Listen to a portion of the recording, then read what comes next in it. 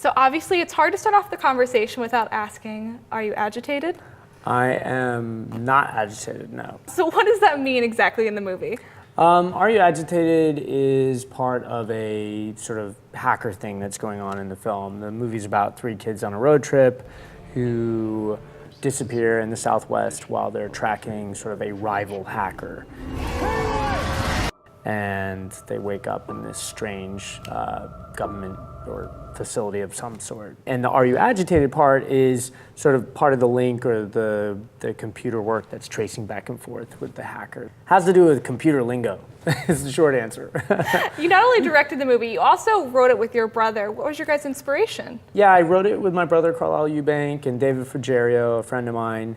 And we really sort of wanted to do a film that channeled a lot of our sort of earlier influences with things like Outer Limits and Twilight Zones and those sort of what the heck is going on type of movies. Yeah, just a lot of weird stuff. It's obvious you've been a cinematographer before. How do you think that influenced your style? A lot of different weird ways. I guess like cinematography, because I came up that way, and that's sort of how I learned to tell stories more on the visual side. It enabled me to kind of draw from a lot of my favorite stuff, whether that's like looking and breaking down how action scenes are sort of take place in anime, which I think is like a really great lean version of action. You know, spaghetti westerns where they're shooting super tights and super wides, and sort of all those things end up working their way in, and it's not like I purposely set out to genre bend all these different things. I just think the camera is like a really great way to sort of split up certain sections of something.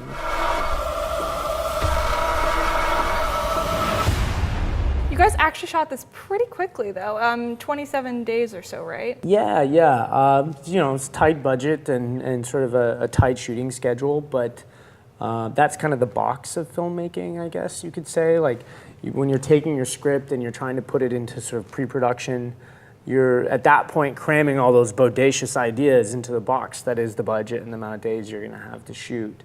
And that's where the film kind of smacks you in the face and the reality of what you're trying to do sets in. But that sort of ends up leading to really creative choices sometimes. So it's a fun process. Speaking of, you know, your budget, what challenges did you face, you know, with the animating of the bionic arm and the legs? It's not like we're Iron Man or like a big film that has all that support. So you're forced to continually try to show things in a different type of way. You know, we don't have all the cameras and all the time to just keep running giant action scenes. So, you know, slow-mo is a way that I've always used that to sort of like still create weight and sort of an epic nature of something. So it's sort of part of the process, and it's always fun trying to figure it out. So.